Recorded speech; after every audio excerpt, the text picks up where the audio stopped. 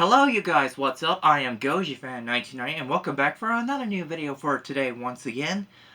And today, I am back to do more for Toho's movie reviews this time. Which is, I haven't done any reviewing Toho's movies since I did review Submerged in Japan. It has been a while. So for this episode for today, as for the part for a separation playlist for Toho's Transforming Human Series. Which I'm going to start, the one that started it all in 1958 film, with The H-Man, which is my favorite movie of all time, and it was directed by Godzilla director Ishiro Honda.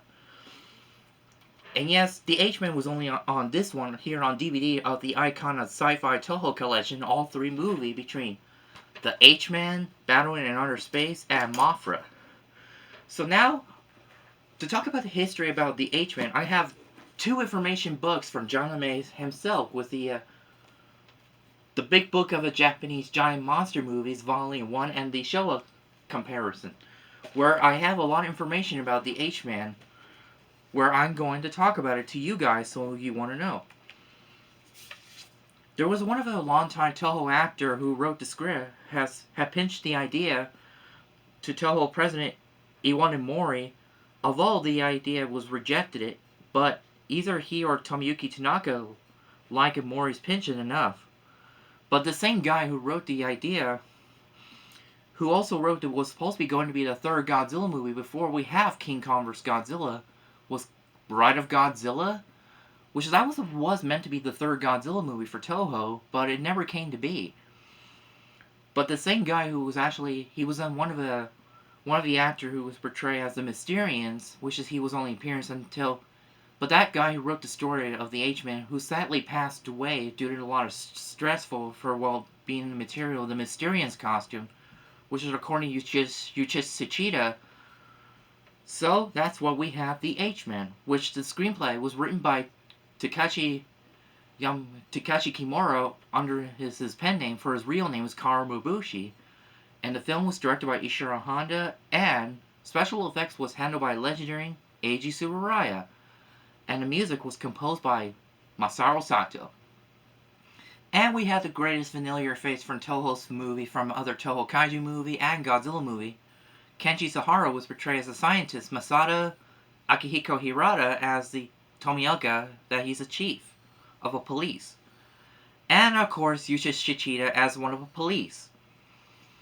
Really great head of familiar faces for those who are in the other Toho Kaiju movie like Rodan, the Mysterians, and Godzilla film to make an appearance in the film.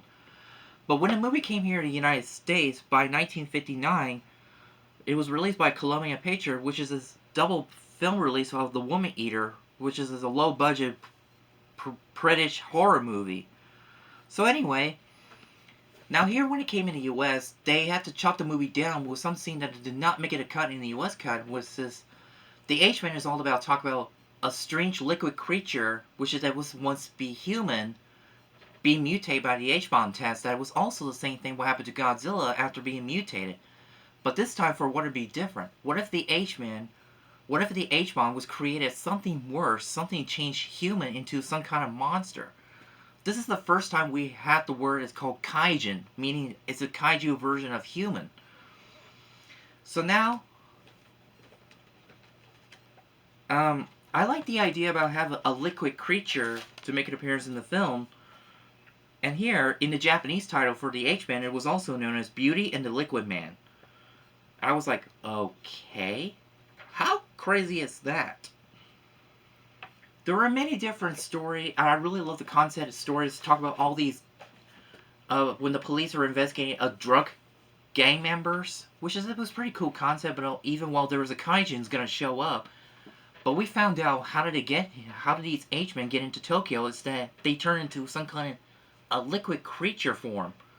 But only when it kills an attack human by one touch, dissolving you and then leaving behind with your clothes behind. And leaving a trail of radioactivity behind. That is really weird thing ever.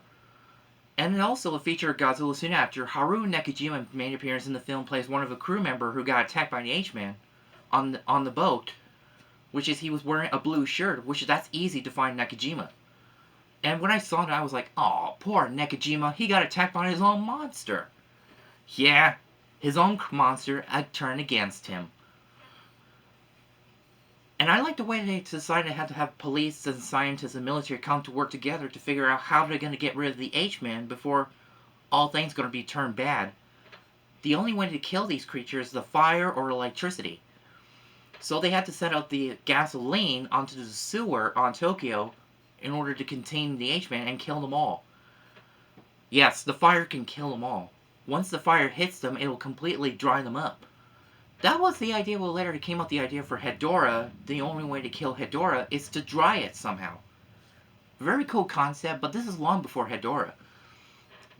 And I like the way the H-Men, when they change them, when they go to the human size, they'll like tell you like, hello, bye-bye. Yeah, they will attack whatever they touch. That's one thing we'll never forget what the H-Men can do. Even while it was dissolving you, it's leaving the bubbles behind while it was eating you, after being one touch. For the beginning of the Toho's Transforming Human Series, that was really a pretty cool concept. To have a feature of what if a human turned into some kind of monster and no longer be yourself. That is what a first step was Ishiro Honda did. It was so good to have Honda to direct the movie, and it did amazing in Spire of Godzilla. So that's all I have to say for the H-Men. I gave this movie 5 out of 5 for the best movie I ever watched. And I kind of prefer the original Japanese cut better than the US cut, because it makes a lot more sense why there was some scene that did not make it shown in the US release by Colombian Pictures Home Entertainment.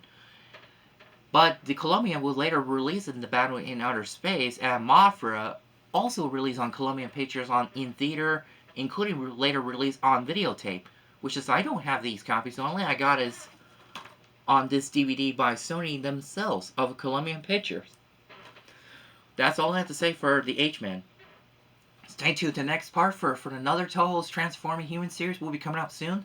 It's The Secret of the Telegian for 1960. So yeah, and that will be conclude for my Toho movie reviews.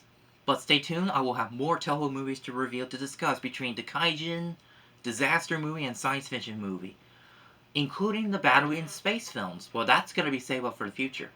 So yeah, so thanks for watching. Bye, and stay with you, fans.